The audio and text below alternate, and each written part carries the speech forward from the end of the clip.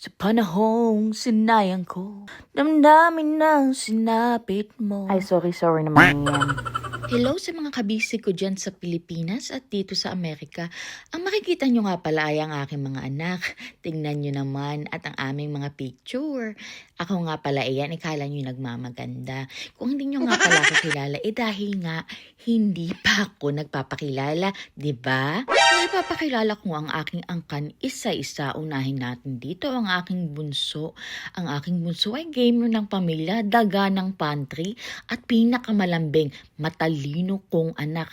Alam nyo ba sa katalinuhan yan, nag-a-alarm yan ng alas 3 ng madaling araw, tapos ang pasok niya is alas 8, gigising yan para lang maglaro, tapos papasok, diba?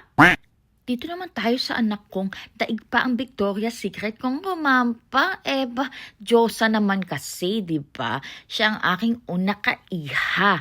Masungit pero may ipagmamasong naman kasi. Tingnan mo naman kasi ang beauty niya, di ba? Medyo may toyo konti, pero mabait naman na bata. Nakikinig naman minsan. Pag alam niyang nagagalit na ako, di ba? Hay, ang aking Prince Charming. The one for me, my sweetest guy. The only one that can get on my nerve. Talaga. Oo, siya nga.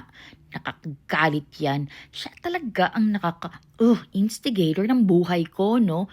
Pero siya ang great dad at pinaka-great partner. Ito na. Andito na, huwag na kayong huminga. Hatulan nyo na ang inyong senyora. Abay, wala naman kayong may hatol kasi wala naman akong makitang mapintas, diba? Nga pala, yan yung pagpunta namin dito sa US. Yan si Kiara. Mabata pa siya dyan. Buntis ako niyang pangalawa kay Sammy. At yan, yung anak na ako kay Sammy, tingnan mo naman, plakada. Nga pala, dito, ang dami ko na din pinagdaanan. Mukha man ako maganda pero kinakaya ko lang. Ay naku, ang pangit ko dyan. Buntis ako kay Sammy. Ang ilong puti. Ang lapad-lapad pa. Pero okay lang. Kung titignan nyo, parang wala nga akong pinagdaanan. Pero naku, hindi yun tama. Kasi talaga ang dami kong pinagdaanan. Pero kinakaya ko lang talaga. Kaya nga, ginawa ko tong channel na to para ipakita sa inyo kung ano talaga ang buhay dito sa Amerika. Sobrang hirap, okay? Talagang mahirap, pero kinakaya. Lalo na pag wala kang pamilya, katulong dito sa Amerika at meron ka pang anak.